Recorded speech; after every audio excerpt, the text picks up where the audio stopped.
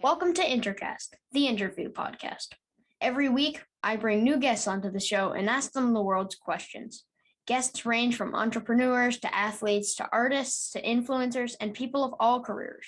Here at Intercast, we believe that everyone has a story to tell, no matter their background or their path of life. And that's why we welcome everyone on the show. Do you want your questions to be answered by our guests? Simply join our Discord server, where we will reveal our interviewees and you will be able to ask them questions that may be featured in an episode. Along with that, please subscribe to the podcast and check out all of our social media, which are linked down in the description. Now, let's get into the episode. Today is the official launch of our pilot episode and interview. So, we have decided that the perfect person to interview on the pilot episode would be a pilot. So today's guest is Greg Poulin, a pilot of 12 years who was recently hired to fly with Delta Airlines. Welcome to the show, Greg. Thanks, Clark. I'm glad to be here, and thanks for having me as your first employee. All right, so let's get started. When did all of this start? I always like to ask this question at the beginning of my interviews because I feel like when we were kids, a lot of us had this set idea and answer to the question of what we're going to be when we grow up. But then we grow up and we mature a little bit. And we move on from that idea. And I feel like the large majority of the people don't end up going into the field that they thought they would when they were a kid. And so the reason I'm asking this is just to get a general sense of how many people do. So was being a pilot kind of a childhood dream for you, or was it something after you grew up and matured a little that you got interested in it? Yeah, no, that's a very common question. I even get it from my friends now because, as you said, a lot of people don't make it to their dream career. You know, they settle, or they have to do alternative means, or they just try different avenues for a while. You know, and luckily for me, back in high school, really, my dad he worked for the Air Force Base out in Pease, New Hampshire, in Portsmouth, and we got to go on family fun flights on an airplane with the military aircraft and take a little fun flight with the family. And I thought it was just the coolest thing since sliced bread. I just fell in love with it. And when I found out that I could do that as a career and get a college degree to satisfy both my fun side with dad, and then mom always wanted me to get a degree so I could cover both worlds. And I thought it was the coolest thing ever. So I went to my guidance counselor, asked some questions, and even my guidance counselor didn't have that much information on flight schools because they were really not that many. But I followed through with it, and my mom helped me a lot with navigating the college experience and traveling to different ones and experiencing them. And you just kind of keep going step by step on what's next, how do I achieve that end dream, how do I achieve that final goal. And luckily for me, I was able to accomplish it, and I hope that some other people are able to follow suit and keep pushing with their dreams.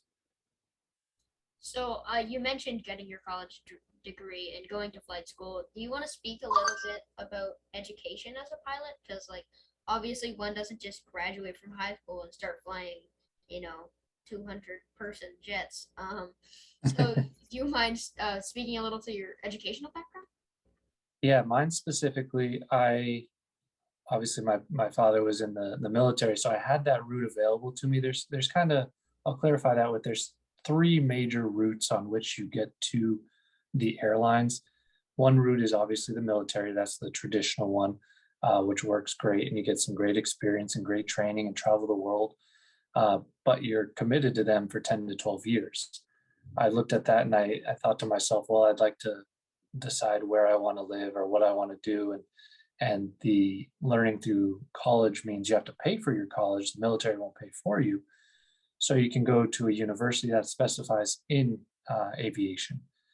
So that's what the path that I chose. And obviously I paid a hefty price for it, but luckily I actually just 3 months ago, I paid off my student loan. So that was very, very exciting. But yes, you go through a 4-year university. You get a degree in, say, aviation management is what I did. There's also many other avenues. Initially, I was thinking about doing maybe engineering at the same time. So it doesn't have to be an aviation specific degree. You can go for journalism. You can go for underwater basket weaving. As long as you get a degree, that's all the airlines are really looking for. And Once you finish that, you're kind of double majoring at the same time while learning your how to fly an airplane, right? How to learn the rules and regulations, how to actually manipulate the controls. And once you finish all that, you have a few options available to you. You could become basically you have to build about 1,000 hours of flight time, and that would be very expensive to pay for by yourself. So a lot of people will go into a smaller time job that pays you in order to do those hours. Some of those are being a flight instructor, which is what I did. Learned how to become one and taught other people how to fly. You could become a banner tower. I have a friend who did that. I also know a lot of people who did the aerial surveying, like for Google Maps per se, right? You just fly around taking pictures of landscapes and how the mountains climb the hillside kind of thing. So it's on how you build your hours to get to that minimum requirement of about 1,500 for the airlines to look at you. And the third path, I'd say, is if you wanted to go to a local airport, you could just get um, your flying experience on the side. You'd have to pay for it with there's less loan opportunity that way, but it is possible. It's becoming more and more prevalent and available to do it that way. It's just you have to kind of guide yourself, and you have to have a very good mentor because there's a lot of um, less strict or less stringent um, what do I want like schedule with that. It's a lot more you fly when you want to fly and you learn when you want to learn. It's much less school. Does that make sense? Much less rigorous. Right. And that's kind of the third path that some people will do. Usually takes a little bit longer, or it can actually go faster if if you really put your nose to the grindstone. So it sounds like becoming a pilot in the education system, it sounds like it would be somewhat difficult and time consuming. How hard is flight school and pilot training? Is there a lot of tests and certifications that you have to pass before you can actually like fly people? Absolutely, yeah. I'm sure you've seen all the rule books and how thick they are. They are numerous. So there does concern a lot of reading and a lot of understanding, but they teach you a lot along the way. It's not just like they hand you these books and they expect you to know it next week, right? That's why it takes 4 years while you're doing school to learn all that. Your very first certificate is going to be your private pilot certificate. That's going to allow you to solo for the first time, take up an airplane. Everyone remembers that first day where you fly an airplane on your own. No one else is there talking to you. It's an amazing experience that you'll never forget. And I recommend everyone go up for a fun flight one day just to see what it's like to go up in a little airplane. But that first certificate is your private pilot, and that allows you to take up some friends, right? It doesn't allow you to get paid to fly, but it allows you to just take an airplane up, go try it around, go fly to different local airports, just in those small little piston propeller airplanes. After that, then you start on your commercial license, and you can kind of fit in your instrument rating either before or after that. And your instrument rating, what that is it allows you to fly in the clouds. So when it's a bad weather day, you can't see around you, so you can't use the ground as a visual reference for navigating, for telling if you're going up or down. So you get additional training on how to use the instruments in the cockpit in order to uh, better navigate without looking outside. So that can be quite a challenge, and that's kind of step two in your training.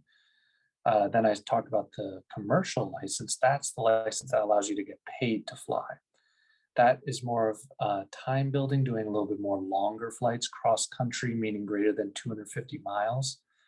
That you're learning a lot more about the regulations and a lot more about larger airspace systems, like say a Atlanta, Boston, New York, how those interact, how you would interact with that more dense airspace system.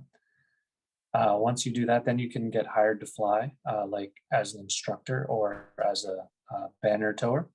But in order to do the instructor part, you have to then go in and do some individual ratings with an instructor who teaches that. So you learn how to be basically a teacher. You learn a lot of the fundamentals of instructing, and a lot of the basic kind of about third to fifth grade learning or teaching ability. It kind of equates to that. So you're joining teaching with flying, and once you learn that, you're able to go out into the world and teach other people how to fly. And when I did that, it was some of the most rewarding flying that I did because I'd teach people from the age of, oh, I don't know, 12 to 70. And so it's very entertaining to see how people learn and how differing my approach in teaching really helped other people gain experience and understanding enough to achieve the dream of flying on their own. It was amazing. I loved it. Yeah. So earlier today when we were talking, you mentioned that you started your airline career in 2014. And so I was just wondering, like, between then and 7 years later, just a few months ago, when you got your job at Delta, what was that like? You mentioned like education, like teaching other people. Obviously, there's probably more learning along the way, but were you flying like smaller, less distance flights? Yeah, so I built all my hours as a flight instructor in order to get to the minimums for the airlines. Once I got there, then you go to what are traditionally known as a regional airline, which nowadays they're still called regional airlines, even though now they're all jet aircraft. And they're the airplanes that you would traditionally see as you walk down the aisle. You got two seats on the right, two seats on the left, or maybe one and two. They're those smaller jets that take you, say, from, oh, I don't know, Manchester, New Hampshire to Newark, New Jersey, or to Chicago or something like that. The smaller airports utilize them a lot more because there's fewer people to travel on those. So I applied to those regional airlines, got on with ExpressJet Airlines, who operated under United as a contract carrier. So you go and you learn how to fly a jet, all the different things about being at a higher altitude with um, pressurization and airspeed and high altitude aerodynamics. So there's a lot of new stuff to learn at that, and they do a very good job at teaching you because they know you've never done it before. So it's a steep learning curve, and there tends to be a higher failure rate. But most people who apply there have been, like myself, have been striving for this for years and practicing and when getting ready for it. So there's usually about an 80% pass rate. They do very well, but it is surprising that how many people have difficulty going through those stringent programs because I mean, you're flying people's families around at this point, right? They're 50 to 75 seat airplanes, and you need to be good at what you do. So um, the regional airlines are where you build that experience in order to be proficient enough to get on with a major carrier, which you would consider a United, American, Delta, or maybe a cargo carrier like FedEx. That might be some people's dream.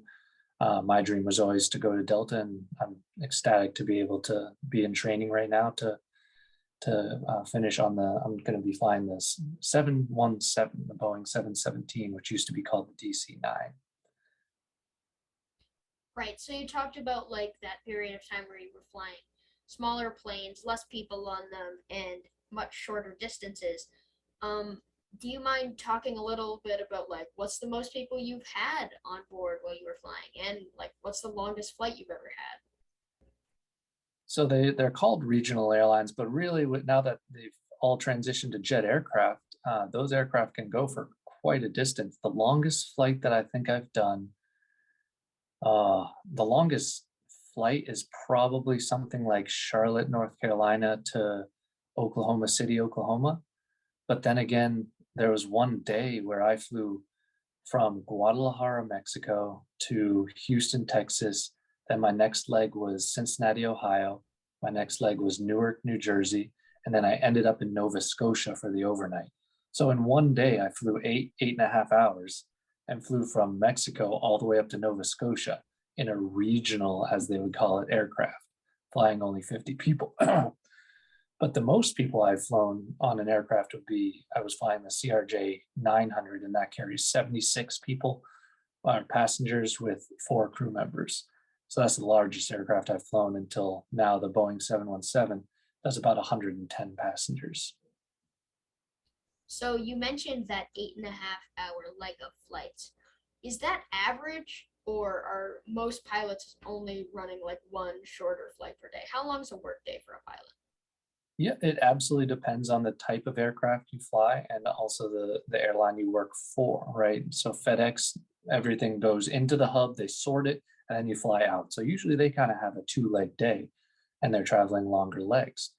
The regional airlines tend to fly shorter legs closer into the base that they're based out of. So, say Charlotte is where I was based. I did 4 or 5 flights a day, and that was fairly regular. The maximum number of hours that you're allowed to fly from parking brake release to the time you set the parking brake again back at the next airport, that max amount of time is, depending on when you start, is either 8 or 9 hours. So that's the max you can actually be operating airplane.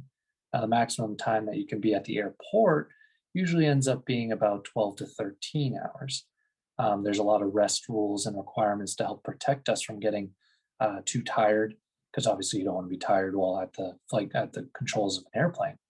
So 8 to 9 hours is definitely on the high end. That's why it was kind of a record for me, and I kind of remember it because by the end of the day, I was definitely dragging, but we were flying nonstop all day long. Whereas if you're flying 4 to 5 legs and each flight is about an hour, hour and a half, now you're looking at about 4 to 6 hours as a normal time in the air for any given day. So you mentioned these like longer days. When you're a pilot, you're constantly moving around from point A to point B, from airport to airport. How often do you have to stay in another place other than your own residence, like a hotel, while you're in the airport before your next flight? Yeah, I'm actually in a hotel as we talk right now. I'm doing my training for about a month, and during this month, since I don't live in the city that the training's held in, I'm in a hotel for a whole month straight. I go home when I have long, like 2 or 3 days off. I'll be able to go home and visit the wife and dog. But overall, on a normal schedule, which I think is where you're alluding to, is normally you'll have about 12 to 16 days off a month. And in between that, you'll normally work about a 3, maybe 4 day trip. And that trip may include somewhere between 12 to 16 flights over 3 or 4 days. So during that time period, you're just out there going nonstop, just flying the airplane wherever they want you to go. Usually it's a fairly preset schedule, so it doesn't change too much unless there's weather or changes to the schedule. But during those 4 days, you have 3 overnights in locations that are usually not your home. So those could be cities all across the United States or even Canada or Mexico for the airlines that I've flown for so far. So you'll fly, say, your normal week, I guess you would say, would be 4 days on, 3 days off. And that would be fairly standard. But you can manipulate your schedule, which is really nice, to be able to say, fly the beginning of the month, you work 4 days, 1 day off, and then another 4 days, and then 1 day off, and so on. So that way you have the second half of the month off. So that way you can go do a trip because you get those flight benefits as well through the airlines. So that allows you to go on vacations, which my wife and I have taken some very wonderful ones through the airlines, and we are super happy to be able to use those. But you have to work hard in order to work at the beginning or end of the month in order to get all that extra time off. So it's nice to be flexible, but that is the hardest part about this job is being away from family and friends for elongated periods of time. So you mentioned Canada and Mexico a couple times now. Have you ever done like other international flights, or if you do international flights, are there different requirements, qualifications, and licenses that are required for you to go those longer distances and to be, you know, traversing between different nations? Yeah, for the most part, the FAA is internationally recognized, and their licenses are internationally recognized to be able to go pretty much anywhere around the world. There's some international documentation that you need to have before entering each individual country. Usually, your dispatcher will take care of most of that for you. But if not, a pilot, say they're doing private pilot stuff where, or not private, private charter airline where they fly those private jets like a Gulfstream or Cessna Citation, where they're flying those rich people all over the world, right? They have the ability to take those long flights and go anywhere in the world. They just have to have proper documentation. As for licensure, everyone pretty much recognizes our FAA licenses as valid as long as we meet their um, time requirements to be a pilot, which are ours are pretty stringent. So there's no real issue there. The hardest part is just being able to have enough seniority, aka be at the airline long enough in order to be able to attain a position as one of those international carrier, or we call them wide bodies. Any aircraft that has two aisles going down the airplane, that's known as a wide body aircraft, and that those tend to fly those very long routes. So those ones just take, since they're very, people desire them, right? People, pilots desire to fly that because it's very lucrative, and you get to go to all these very fun international destinations. So more or less, it just takes time in order to grow to that portion, that part of your career. But it's definitely an aspiration of mine and an aspiration of many other pilots to at least try it. Go to all these different interesting destinations. But as for training, and there's really not much additional other than some reading and understanding of what the local um, regulations entail. So, on an average work week, how many days a week would you say you fly? Because I imagine the weekends are probably a little more common for people to be flying, and there's probably a higher demand for pilots. So, I feel like it would probably be more likely for more pilots to be on shift or on duty on the weekends and having their days off on a weekday, which is kind of like contrary to other more common like office jobs. Yeah, and one that's a very easy observation to make. It's actually not quite as cut and dry as that. Uh, More so before COVID, we had a lot of business travel, right? There, people travel for business via airplane all the time. So really, your Monday travel day was one of the busiest of every week. So a lot of times, the more senior pilots, like I said, a lot of things are based off of seniority in your company. A lot of senior pilots would just bid their Monday through Thursday flying and then have Friday, Saturday, Sunday off. Uh, but that also means that the junior pilots, the new people on the line, they have to make up for that. So usually when you're earlier in your career, you work more weekends and you work more holidays. Luckily for me, my wife is a nurse and she just picks up on the weekends, and then we have the weekdays off and nobody's at the grocery store. So we have it real easy. So as long as you can configure your life in association with what you are getting, like I said, it can be very flexible as long as you're flexible. But to your original question, yeah, you're kind of being, like I said earlier, about 4 days on, 3 days off is kind of the average, but the schedule is very flexible if you understand how it works. So, what about holidays when there's definitely a higher demand for pilots? Do you find yourself a lot more busy with more flights during days when it's like within a few days of a holiday or it's a few days after people are going there or going home?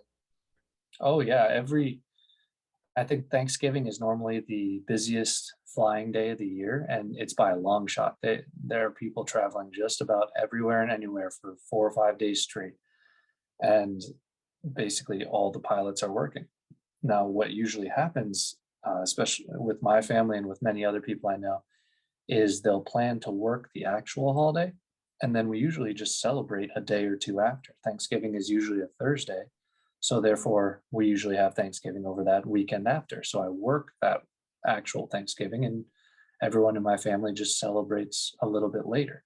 It doesn't hurt anything, but we just schedule it a little bit differently. So you just alter your life a little bit in order to do that. I know parts of my family will celebrate Christmas on Christmas Day, and they totally understand that we're going to do a little celebration afterwards when Greg gets off work, and celebrate afterwards as well. So, like I said, I'm very fortunate to have my wife be a nurse and have to.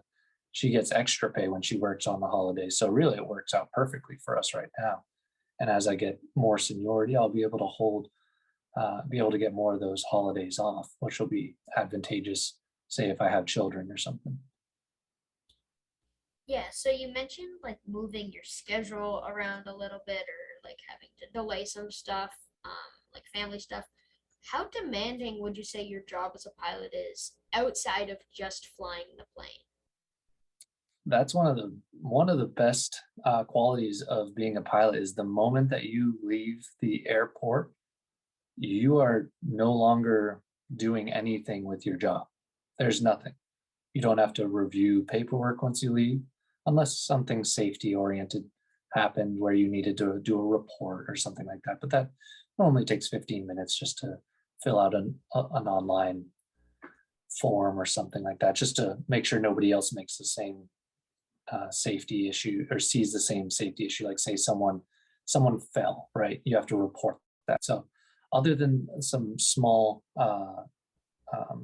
paperwork, as you're leaving, once you're home, there is nothing to do with airline work unless you need to study, because we do a usually 9 month or 12 month recurrent training. So that way we keep practicing things like engine failures, right? Luckily those don't happen very often, or emergencies where people get sick in the back, or just those non-normal things. So we train for that every 9 to 12 months, and that's really the only thing that you're going to take outside of your work day. So when you're on an off day, you're on an off day, which is a very nice benefit, because I know a lot of my friends, or my wife, for instance, she used to be a teacher. She'd be taking home papers to grade every single day, every single night, and she'd be busy for 3, 4 hours each night, even on top of her normal work schedule. So I can see how other people would be very interested as to how I managed to not do any work when I'm actually on a day off. So I'm very fortunate to be able to do that as well. So you mentioned safety and emergencies, and I'm sure you may be pretty well versed in the world of safety because I'm sure that's a big part of your training. For all the people listening who are, maybe a little worried about going on a plane, worried about emergencies, do you want to speak a little bit towards the safety precautions and measures that are present on board a commercial flight? Absolutely. Yeah, there's redundancy everywhere. There is a backup system to the backup system to the backup system. These airplanes are built to last. They can take a beating. I know a lot of people are really scared when it comes to turbulence. These airplanes are designed to take a lot more stress. They will definitely bend before they break, and they have the ability to go through way more turbulence than I'm sure anyone listening has ever felt. And I've seen the stress tests, and they are spectacular to watch. You can see them on YouTube. So, as for being able to handle turbulence, these airplanes will not fall out of the sky. I guarantee it. And the safety record for airlines in the US is absolutely amazing. The last time there was a fatality, there's only been one fatality that I know of, and that was that Southwest incident, up in Philadelphia. That was one person over the course of, I think, since 2008. So really, and that was only one crash then. So really, in the past 13 years, there's been one death. You're more likely. I think the funny statistic that I use is you're more likely to die slipping on a hot dog in your shower on a Saturday afternoon. All those three things combined have happened more times than a death on an airliner in the United States. So the point of the premise is your most dangerous part of flying from you're in New Hampshire, from flying New Hampshire to me down in Atlanta, your most dangerous part is your drive to the airport. Once you get to the airport, you are as safe as can be. You have all those TSA personnel, you have those professionally trained flight attendants and pilots and ground support people. The mechanics do an amazing job keeping the airplane up to standard and very clean. And the airplane is very well built and designed that if anything breaks, there's a backup plan. There's always a contingency. So be very careful when you're driving to the airport next time. So this next question comes from a member of our community Discord server, which you can join using the link in the description. Community members can ask questions for guests, apply to be a guest, get sneak peeks at episodes, and much more. So be sure to join. Anyway, as I was saying, here's the question. Does flying a plane ever get boring? I get bored driving a car for 20 minutes, so I can't imagine flying a plane for 6 hours. Yeah, it has its times where you feel the lulls, right? It's obviously has beautiful views, right? You get to see sunsets, sunrise, get to fly above the clouds. The view is absolutely beautiful. But yeah, you're kind of stuck in that small little flight deck for hours on end, and that can be cumbersome. A lot of people will um, discuss current events with the other pilot, or keep themselves on their toes with reviewing updated safety manuals, or current events happening in the industry to help them do better at their job, right? But there can be that you have to build strategies and how not to become fatigued, right? Fatigued is a word that we use in the industry as kind of an F word. If you are fatigued, you stop the show. You do not fly that airplane because you do not want to be bored, or like you don't want to be complacent is the word I'm looking for. You don't want to not be at the top level of performance because you're flying people's families around. So you have to find ways to discuss with other pilots, talk to the other person you're flying with. That's why I see there's a big push for single pilot flight decks with the advancement of computer technologies in recent years, and that can kind of get into an iffy situation if you're up there by yourself. Now you're talking about like this question asking about I get tired after 20 minutes in my car by myself. Usually if you're talking to someone, aka another pilot, you can last a lot longer. You have a little bit more chipper attitude. Um, but yes, it is a factor that they reference in airline speak quite often because it is a big threat. Um, but we mitigate that by keeping two pilots in the cockpit, and uh, and keeping up to date with the most relevant information across the industry. We do a lot of sharing amongst the airlines with that information. This next question is also from our community Discord server. This person asks, is flying as complicated as it seems? They show the cockpits in movies with tons of buttons, but do you ever actually use all of them? That's a great question, and one of my favorite parts of airline flying is when little kids come up to the cockpit. I just love seeing the smiles on their face, and the funny part is the parents usually have the bigger smiles. They're looking over the top of their little kid coming up and getting the wings and everything, and they're looking at all these buttons, and I'm letting them touch things and move things. If you look at we call it the overhead panel, where a lot of those buttons and switches are, most of those are broken down into individual boxes, right? Where there's 5 or 6 switches per box. Well, one box is for electronics, one box is for hydraulic controls, one's for fire suppression. So a lot of those, like fire suppression, we will hopefully never use, but it's there in case we need it. But that's another 6 switches that you're not going to need to use. So there are a lot of switches on the airplane that are, as we would call, dusty switches, ones that you hopefully will never have to use unless you're in a simulator practicing those emergency scenarios. As for flying an airplane, I love doing flight instructor things, and I hope to be able to do that one day with Delta down the road. It's a very rewarding thing to be able to teach, but the simplest way I can explain it is it's still just a car, but in a third axis, right? You're still just driving left and right with your hands, and you have a little bit more with your feet. You're going to push the pedals to kind of make the nose go left and right, and your hands make the airplane tilt left and right.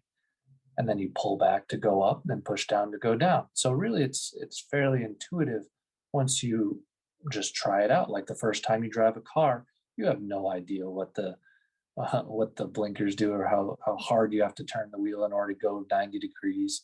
So it takes some experience. But everyone, usually I get the question, well, is landing really that hard? Like if the pilots both passed out, would I be able to land this airplane? And really, there's contingencies for that, right? You could talk to ATC over the radio and they could walk you through it. But overall, every airplane's still just an airplane. So you're going to come down, you're going to get close to the ground, and you're going to put out what are called flaps. They help you slow down, right? And you want to get it nice and slow. So that way, when you get down close to the runway, and you just push the airplane down lightly. And once you get down close to the runway within that last 10 to 15 feet, you just bring the power back to idle, and then you try and keep the airplane off the ground. But because you don't have any more thrust or any more push, the airplane won't be able to fly for much longer.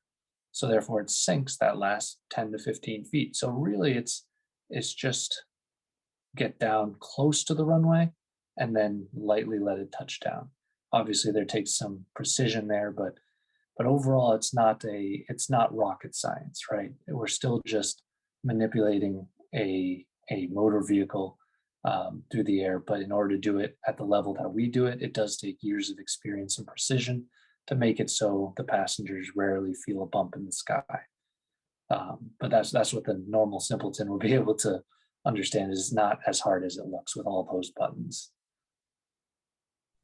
So earlier you mentioned one piloted flights or like a lot more advanced technology so that you would only require one person actually flying the plane. What happens if you have to go to the bathroom during a flight like that? Yeah, it's totally something that happens on longer flights, especially. It'll happen at least once.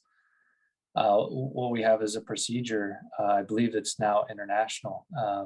Whenever one pilot wants to leave the cockpit, then the flight attendants will make sure that everyone's seated, right? Because they don't want anyone moving about or getting close to the cockpit door when it's open. There's a lot of this came from the 9/11 issues. And when you go out, one of the flight attendants will go up into the cockpit. So that way there's always two people up there to kind of counteract each other, make sure everything's going well. And if there were, say, a situation that happened, then the flight attendant would head back out and say, hey, you need to get back out there right now, or so on and so forth, whatever situation may lie. But there's always two people in the flight deck at all times in order to prevent any issues from one person not being able to unlock the door or something like that, right? There's many issues that could happen, but that's how we protect against the single pilot situation. The computer stuff that is in the future, there's a lot of contingencies they're going to have to figure out with that when connection fails or pilot fatigue or that situation right there, getting up to go to the bathroom, right? Simple things as that. So that's how we currently do a bathroom break. There's always two people in the flight deck at all times. That's the rule. So earlier when I asked you, is flying a plane boring? You mentioned the views and stuff.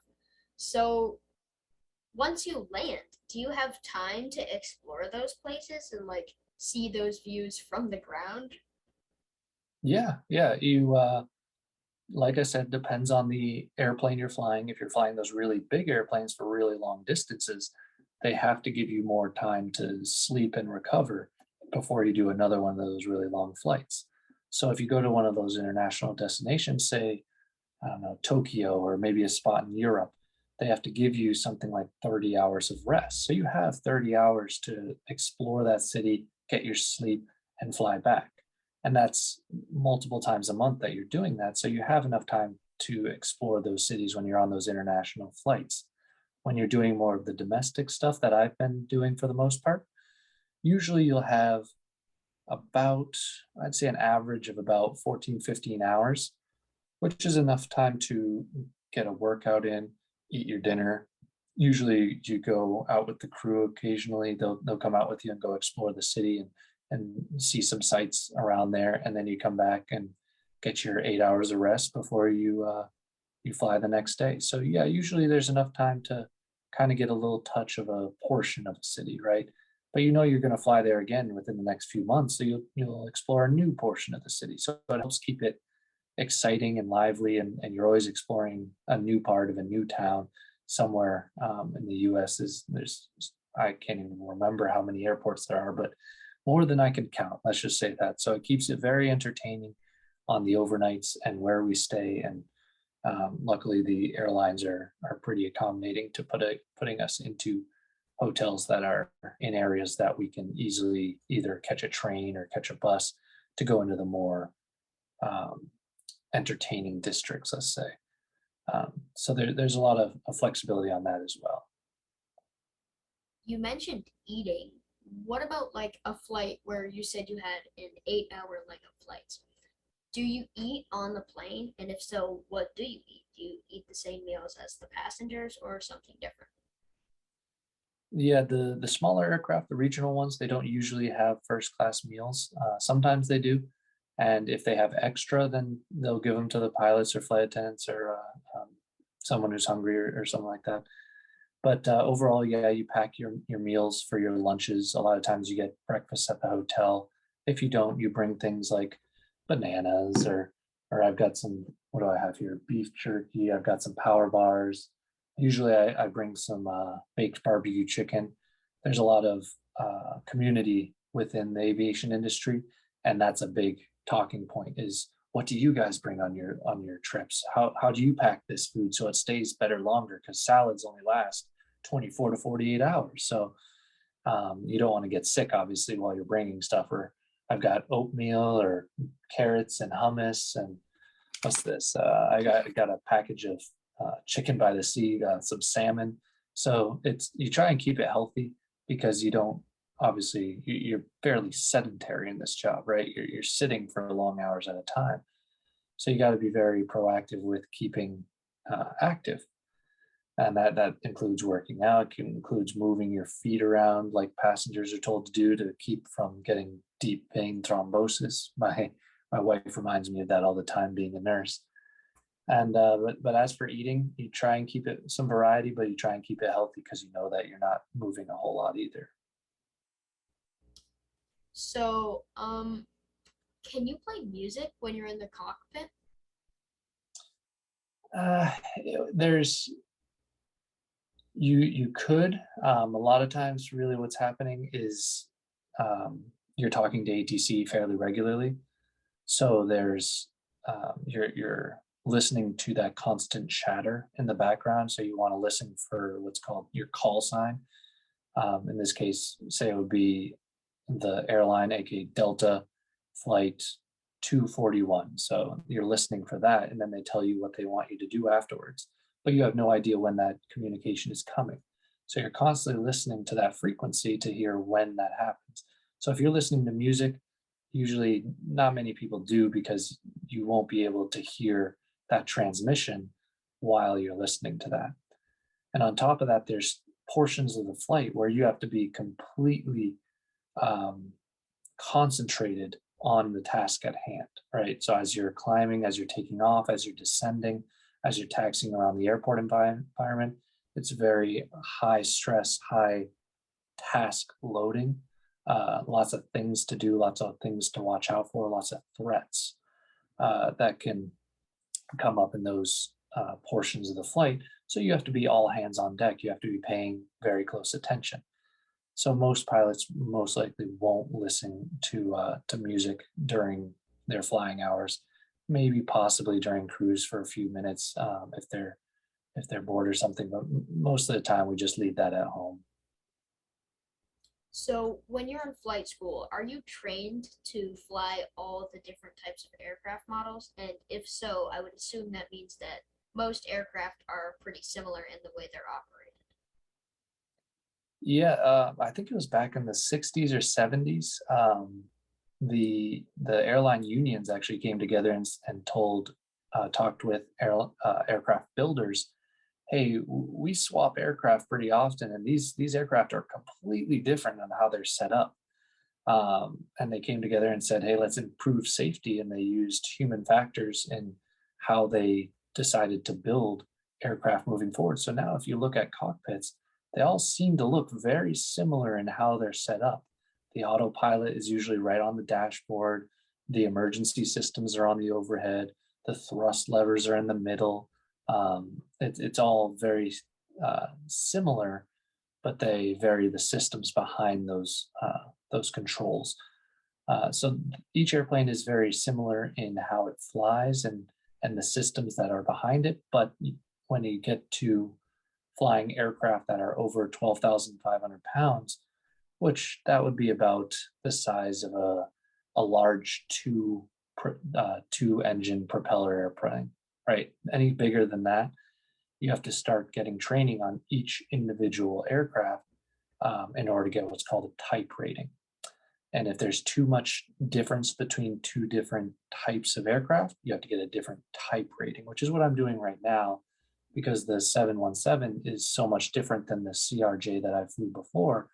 I have to do, in this case, 3 to 4 weeks of training on this specific airplane and how their procedures are, how they land the airplane, how they take it off. Every detail about it is what I'm getting taught right now. So once you get to a certain size, yes, there is very specific knowledge you have to have, very detailed knowledge about that aircraft in order to be able to fly it at a level and proficiency that's required at the United States airlines across the industry. But the smaller airplanes, you just need some introductory knowledge most of the time, as long as you have the proper certification. So you mentioned autopilot. Out of, say, a, I don't know, 2-hour average trip, how much time does the plane spend in autopilot? Depends on the pilot. I myself, I tend to fly from the moment we push the thrust levers forward to about 12 to 15,000 feet, which is about 10, 12 minutes on the takeoff. And then we'll probably click the autopilot off on approach, maybe about 3 to 4,000 feet above the airport, which is probably the last 5 to 7 minutes of the landing process. So I try to keep my skills up because there can be an issue in the industry where we have so much automation, so much technology. These airplanes can now land themselves. It's amazing what they can do. The airplane I'm learning on now, it can do a single engine auto land without me touching anything than a couple buttons, which is absolutely mind-blowing. But that also leads us to become more of a systems monitor instead of being at the controls of the system and being able to handle the event if the automation fails. So it's both a good thing and a bad thing. But normally, yes, a lot of pilots will turn the autopilot on, say, a couple hundred feet after takeoff, because it's nice and smooth and it gives the passengers a great ride, does better than a pilot. And they'll click it off while they're on the last couple hundred feet of the approach in order just to do the landing portion on their own to keep proficiency. You also mentioned the coronavirus a few times. Can you speak a little bit to how the coronavirus affected your career as a pilot? I'm sure that, there was a lot of period of time where there was a much smaller demand for pilots, and, there was probably days, weeks, or I don't know, even months over the last few years where you haven't had any flights and there's been like no demand for you to be out there flying people because there's no people to fly. Yeah, it was a very scary time in the industry. A lot of people were getting put onto furlough or extended leaves. A lot of people took early retirements. A lot of airlines offered those as well. So a lot of people were losing their jobs and their incomes. So a lot of people had to resort to other things. Luckily, we did have the aid packages that came out, helped support the airlines, gave money to the employees specifically. So a lot of people were able to keep their jobs or at least keep their paychecks. So that way we could maintain currency so that when the pandemic did finish, or when the pandemic got better, I guess I should say, not finish, that we would be ready for what's happening now, which is the big wave of people trying to travel again very quickly. And it takes a long time, as you heard earlier, for them to train just one pilot. Myself takes 6 to 8 weeks before I get all the training done. So that's a very long time to spool all those pilots and all those flight attendants and all those ground handlers and everyone in the reservations department, right? Everyone it takes to build back up to an airline that was operating 1 million passengers a day and went down to 20,000 a day, right? So that leap was massive and unprecedented in the industry. But luckily, like I said, that aid package helped a lot of people keep their livelihoods together. As for myself, I actually had I was planning on interviewing with Delta uh, in 2 weeks when they canceled all interviews. So I was actually supposed to get on with Delta just before the pandemic, but luckily I still had my job at PSA Airlines, and I was one of the more senior pilots. So I luckily wasn't in a position to get furloughed. Usually it starts from the bottom up, that's seniority order or backwards seniority. So the most junior ones were the ones who were having trouble. So I was actually still flying pretty much the whole time. I was actually an instructor, or a line check airman is what it's called, at PSA Airlines. And what that means is I taught other people how to fly the jet. And during that time period, we actually had to downgrade people from captain back to first officer. So that way we had the same number of first officers as captains. But that also takes some time. So I was busy pretty much the whole pandemic with bringing people down to first officer, or the right seat, whereas the captain sits in the left seat. And by the time that I finished helping the company to downgrade those people, was about the time that the coronavirus was starting to ease and people were starting to fly more. So then we started to upgrade those people, right, to bring them from first officer to captain. So my specific position, I was very busy, and I kept flying because I was senior and I was an instructor.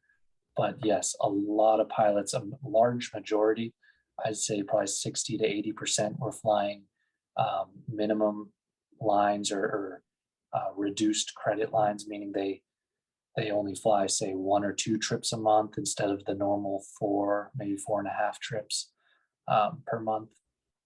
So so in my specific scenario, I was a little different than the average over the pandemic. So outside of the pandemic, does your job ever get stressful? I feel like it would have to be a little scary knowing that potentially hundreds of people's lives are kind of at stake when they're in the air. And I know you talked earlier about safety, but like there's still that extremely slim chance that little mistakes that you could potentially make can result in serious retributions.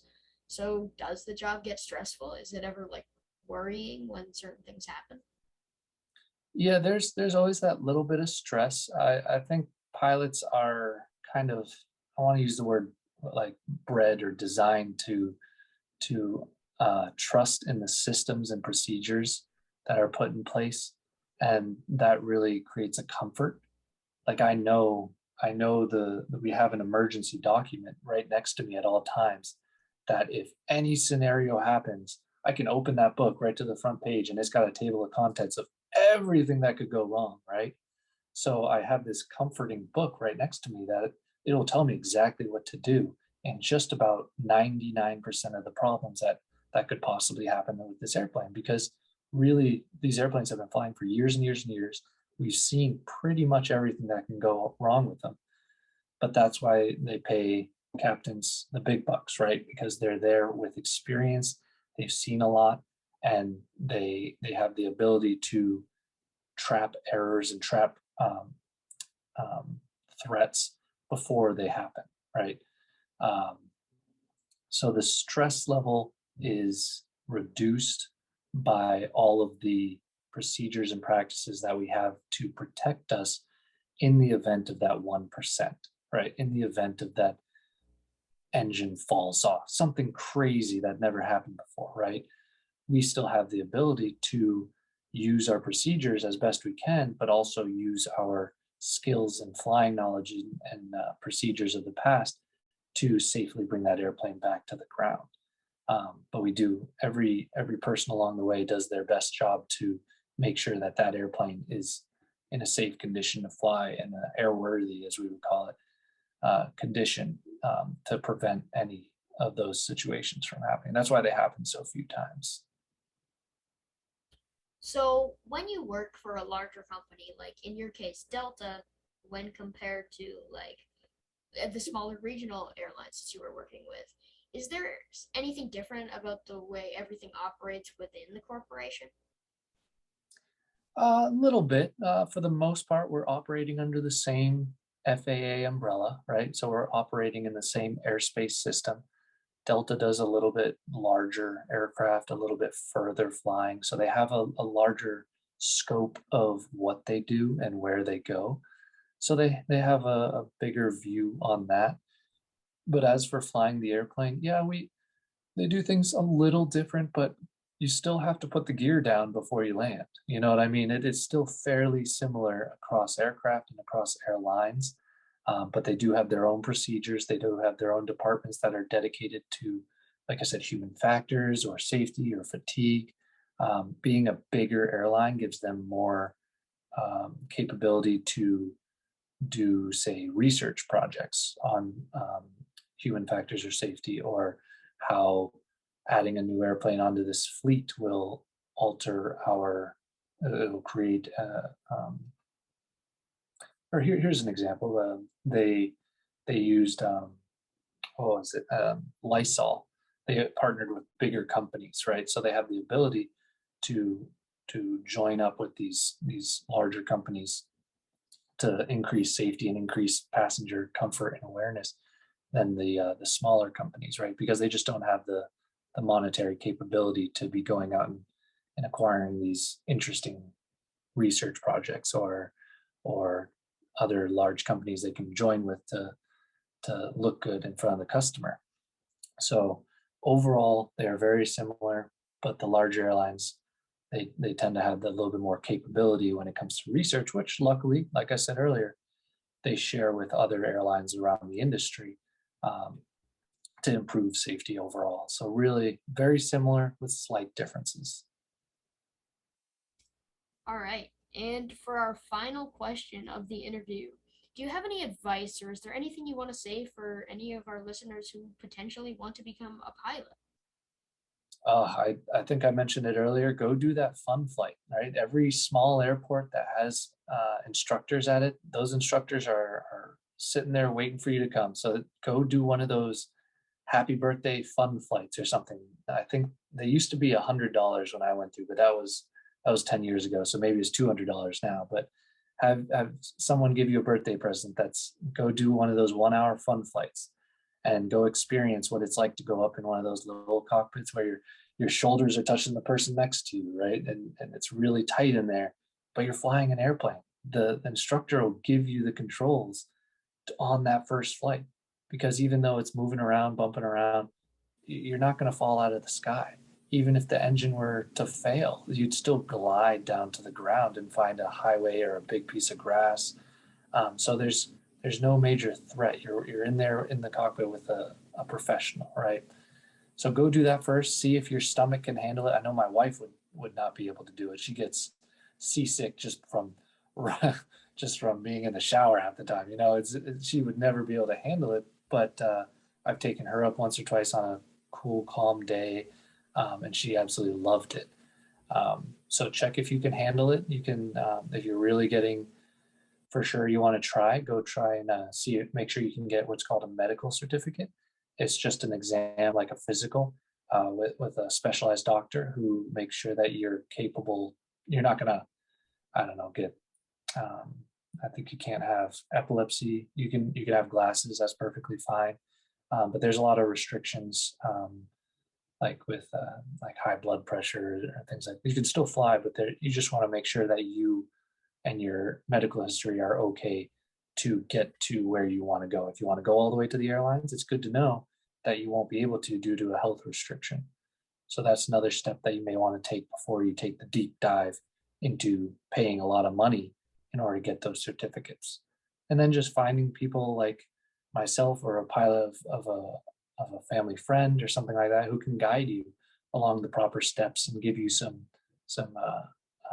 help and some lead along the way of what's the best track to move forward. What is my end goal? How do I achieve that dream? Because there's a lot of small steps along the way where you could easily get deviated and follow a track where you're not going towards that end goal like we talked in the very beginning. So find a mentor, do your research on how you want to build those hours, and know the whole time what you want in your end goal, and you can achieve it with some drive and some self-driven studies. Well, thank you so very much, Greg. I've really enjoyed having you on the show, and I'm sure the listeners have really enjoyed listening to you talk about your job as a pilot for a little bit. Oh no, So, Clark. so yeah, this is the end of the show. Thank you again, and happy flying. Thank you too. Hopefully I'll see you up there in the friendly skies.